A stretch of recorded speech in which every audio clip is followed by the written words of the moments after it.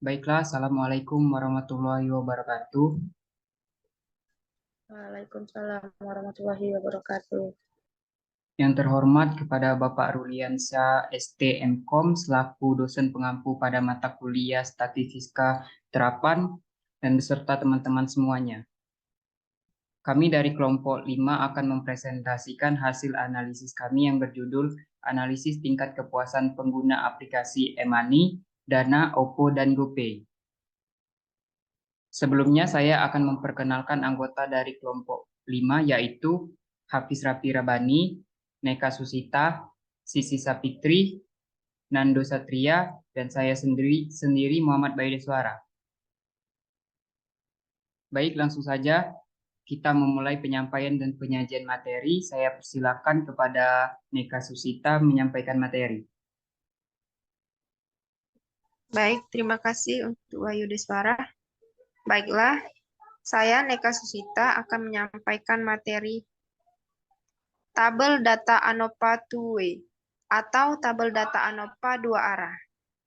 Penelitian ini dilakukan untuk mengetahui rata-rata tingkat kepuasan pengguna berdasarkan aplikasi e-money yang digunakan, Dana, OPPO, dan GoPay, dan jenis kelamin dari pengguna. Dengan jumlah keseluruhan 30 responden yang terdiri dari 10 responden, 5 responden pria dan 5 responden wanita. Dari setiap aplikasi e-money, Dana, OPPO, dan GoPay. Tingkat atau taraf signifikasinya 5% atau 0,05. Baiklah, itu saja materi yang bisa saya sampaikan. Saya kembalikan ke moderator. Baiklah, materi selanjutnya akan disampaikan oleh Saudari Sisi Sapitri. Kepada Sisi Sapitri, saya persilakan.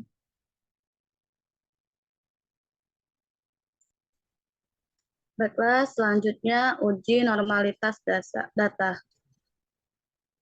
Pada uji normalitas data ini, ada pun pedoman pengambilan keputusan uji normalitas. Jika nilai SIK lebih dari 0,05, maka nilai residual data normal.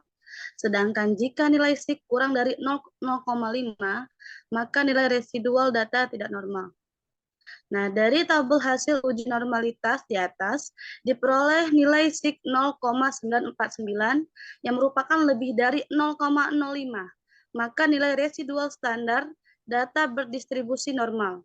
Karena data berdistribusi normal, maka uji normalitasnya nilai residual standar normal terpenuhi. Mungkin itu saja yang dapat saya sampaikan. Selanjutnya saya serahkan kepada moderator.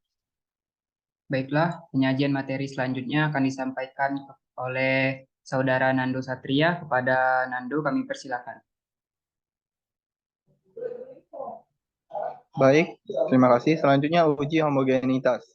Pedoman pengambilan keputusan uji homogenitas, jika nilai SIK lebih besar 0,5, maka varian variabel tingkat kepuasan pengguna adalah sama atau homogen.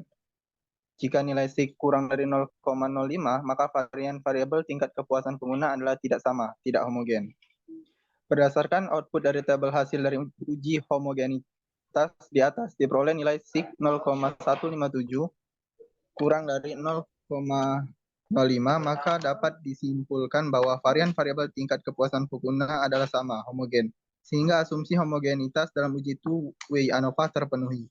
Sekian, terima kasih. Saya kembalikan ke moderator. Baik, terima kasih. Materi selanjutnya akan disampaikan oleh Saudara Hafiz. Kepada Saudara Hafiz, saya persilakan. Uji ANOVA dua arah dengan menggunakan SPSS dan RStudio.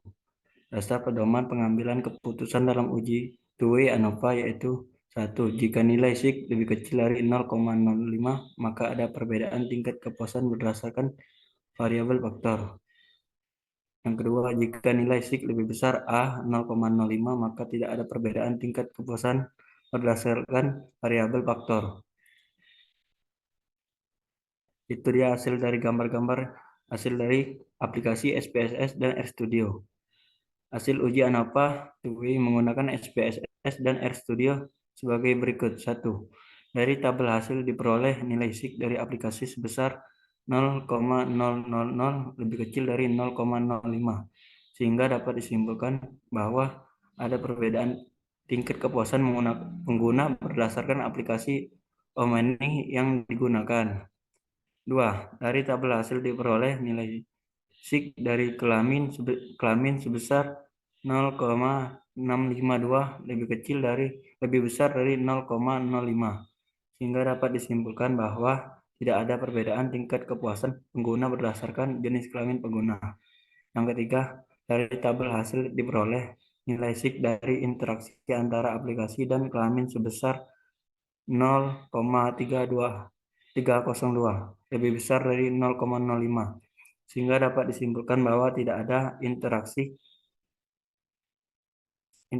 antara aplikasi Emoni yang digunakan dengan jenis kelamin pengguna Emoni dalam menentukan tingkat kepuasan. Baiklah, itu saja yang dapat saya sampaikan. Saya kembalikan ke moderator. Baiklah, terima kasih. Selanjutnya yaitu kesimpulan. Saya akan membacakan kesimpulan hasil dari analisis yang kami lakukan. Berdasarkan hasil pengujian ANOVA 2 arah menggunakan SPSS dan RStudio dapat disimpulkan sebagai berikut. Yang pertama, terdapat perbedaan tingkat kepuasan pengguna berdasarkan aplikasi yang digunakan, dikarenakan nilai signifikan atau nilai signifikasi variabel faktor aplikasi sebesar 0,00 atau lebih kecil dari 0,05. Yang kedua, tidak terdapat perbedaan tingkat kepuasan pengguna berdasarkan jenis kelamin pengguna karena nilai signifikan variabel faktor kelamin sebesar 0,652 atau lebih besar dari 0,05.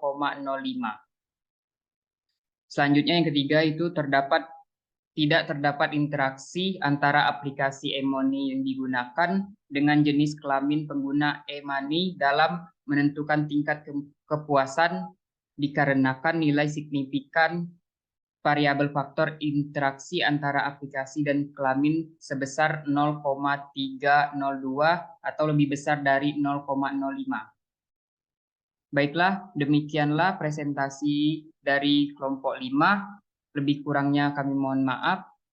Kami akhiri. Wassalamualaikum warahmatullahi wabarakatuh.